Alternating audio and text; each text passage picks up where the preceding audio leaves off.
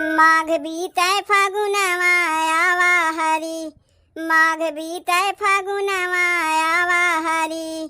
आवा हरि हो आवा हरि। आवा हरि हो आवा हरि। ननदी के बीरनवा आवा हरि। ननदी के बीरनवा आवा हरि। माघ बीतै फागुनवा आवा हरि। माघ बीतै फागुनवा आवा हरि। चैत बैसाख मानी महर रानी। चैत बैसाख मानी महर रानी। चैत बैसाख मानी महर रानी। चैत बैसाख मानी महर रानी। जेठ लगतै आंगनवा आवा हरि। जेठ लगतै आंगनवा आवा हरि। ननदी के बीरनवा आवा हरि। बहिनी के बीरनवा आवा हरि। लागया साढ़ सावन खूब बरसै। लागया साढ़ सावन खूब बरसै। लागया साढ़ सावन खूब बरसै। लागया साढ़ सावन खूब बरसै।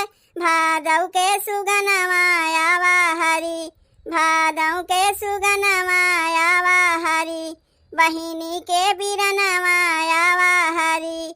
ननदी के बीरनवा आवा हरि। बीते कुवार अगहनवा लागै।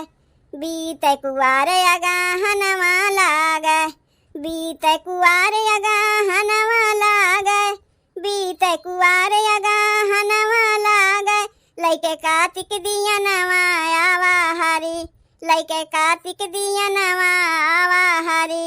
ननदी के बीरनवा आवा हरि। बहिनी के बीरनवा आवा हरि।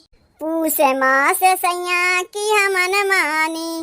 पूस मास सैया की हमन मानी। पूस मास सैया की हमन मानी। पूस मास सैया की हमन मानी। अब न चले बहनवा आवा हरि। अब न चले बहनवा आवा हरि। ननदी के बीरनवा आवा हरि।